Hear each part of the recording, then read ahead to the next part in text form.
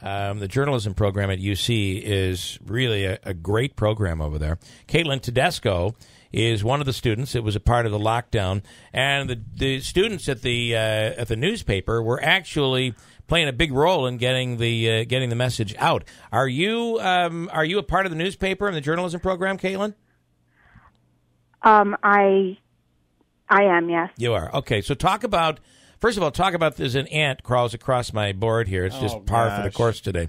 Talk about if you would, your experience, what you went through yesterday as a student over there. Well, when I got the message, the first thing I did was text my parents and let them know that I loved them, because I didn't know if this was the end or if it was just like a prank call or something like that. And then when we got the second alert, I was even more terrified. I was in my dorm room. Thank God I wasn't on campus. Yeah. But it was still, like, really scary, like, to go out there and just, and then the police knocked on my door about 2 hours in and just asked me to go in the lobby. And they left all the rooms, like, wide open. So. Tell me, we're talking to Kaitlyn Tambasco. Where are you from, Kaitlyn, by the way? I'm from near the Albany area. Okay, all right. So, your parents aren't close by, so that had to scare them, the living daylights out of them yesterday. Yeah. And, as this whole thing is going on, it was very interesting that this kind of, as oftentimes in our area, something big happens, it doesn't hit the national news. And while this is one of those cases, and God forbid, thankfully, there wasn't an actual shooter yesterday, but it was something that was trending across the country and in other parts of the world because there are so many students here that are from all over, all tweeting home or messaging home to their parents. It really was something. Yes. Were you a part? There was a story in the OD today about how the journalism students and those that work for the newspaper there were really trying to find a way to do their job to get the message out to other students. Were you a part of any of that? I was not. The only thing I did was post the first two alerts on Facebook. I did not post anything on Twitter. And that second alert was difficult because it was a little more descriptive. You were wondering, is this just a prank, a false alarm? The second alert mentioned a report of a shooter. No shots had been fired, but mentioned that there was a shooter. That had to be pretty scary. Yes.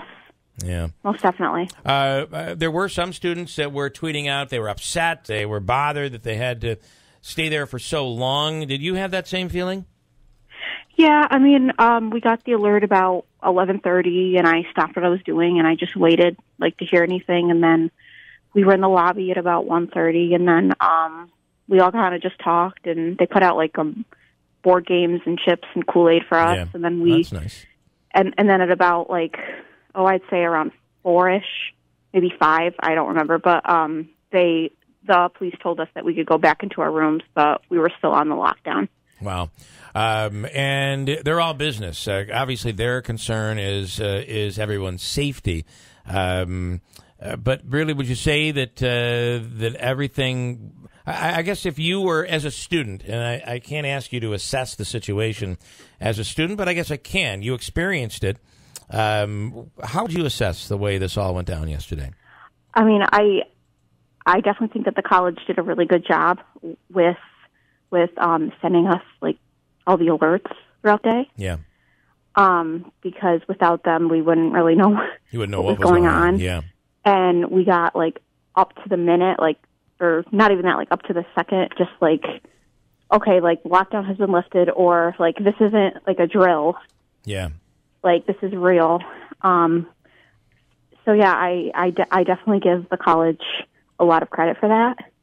I just kind of wish that maybe the school did better with their safety precautions, because I'm a communications major, but I'm a criminal justice minor, so I take a lot of classes in the criminal justice building, and all of those doors do not have locks, and they open out.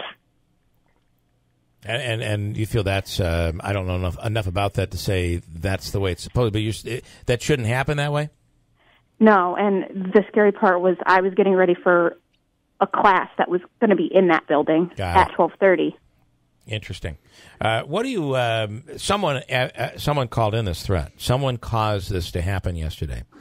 Right. What? Without having a face of this person or knowing whether it's a male or female, although they hate to say it, these cases tend to be males.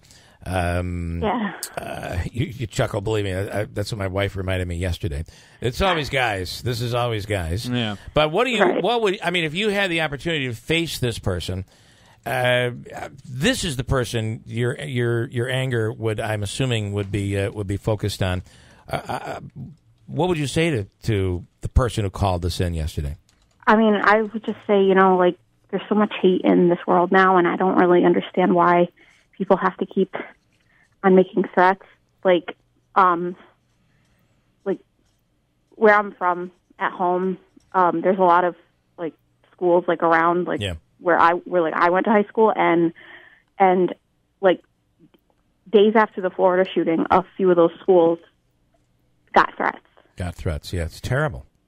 And there's these and because I mean Facebook I do use a lot, and I'm friends with some of these like parents, or because I used to do theater when I was little. So but I remember this one girl said oh, I feel sick. I'm sending my second grader to school this morning. Yeah, things like that.